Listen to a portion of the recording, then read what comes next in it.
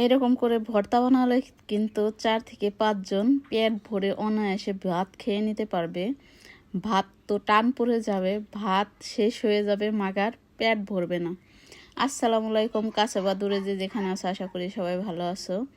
এখানে সবগুলো উপকরণ আমি ভেজে নিয়েছি।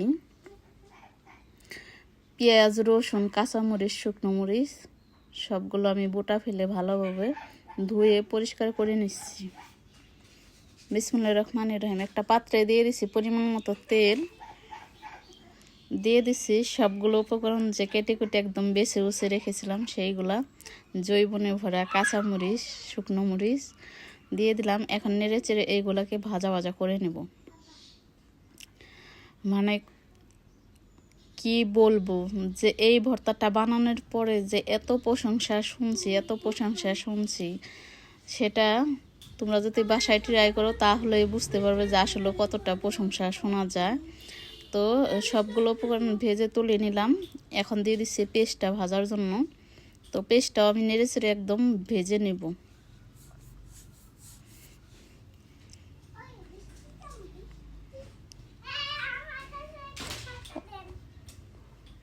এই ভর্তাটা বানালে এইভাবে মাছ, গোশ আর কোনো কিছুই ভালো লাগবে না। দিয়ে দিচ্ছি 1 চিমটি নুন, যাতে পেঁয়াজের ভিতরে মানে সুন্দর মতো উইনা যায়, এর জন্য।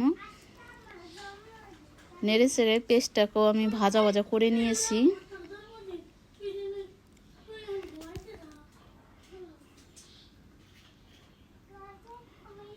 ভাজা ভাজা করা হয়ে গেছে, আমি পেঁয়াজগুলো তুলে নিচ্ছি। আর এখানে দেখো ছোট ছোট 2-3 টুকরা মুরগির গোশ। এই মুরগির গোশের ভর্তাটা বানালে গরম গরম ভাতের সাথে অস্থির মজা। তো নেড়ে চেড়ে আমি গোশটাকে ভাজা ভাজা করে নিচ্ছি। দেখো একদম ভাজা ভাজা হয়ে গেছে। আমি খুরচন দিয়ে একদম থেতা বেতা করে নিয়েছি। এখন গোশগুলো যেহেতু ভাজা হয়ে গেছে, গোশগুলো আমি এখন তুলে নিচ্ছি।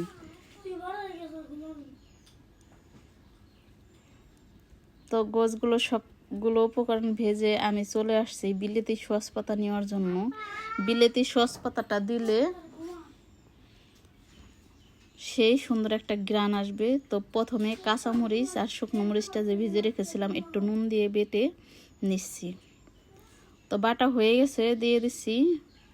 এখন বেটে নিচ্ছি হলো গোশগুলো। তো গোশগুলো বাটার পরে পেঁয়াজ আর রসুনটা বাকি ছিল সেটাও আমি বেটে একদম মিহি করে নিচ্ছি।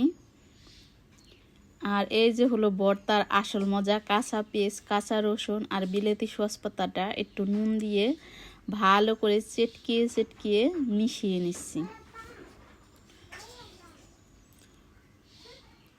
আর যে কোনো জিনিস পাটায় ভর্তা বানালে কিন্তু দারুণ মজা হয়।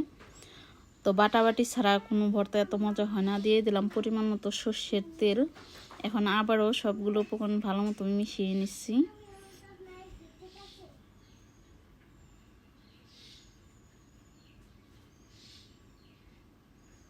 তো সবগুলো উপকরণ ভালো মতো মিশিয়ে এই যে গোল গোল করে বলের মতো বানিয়ে নিয়েছি। এখন গরম গরম ভাতের সাথে খাওয়ার পালা।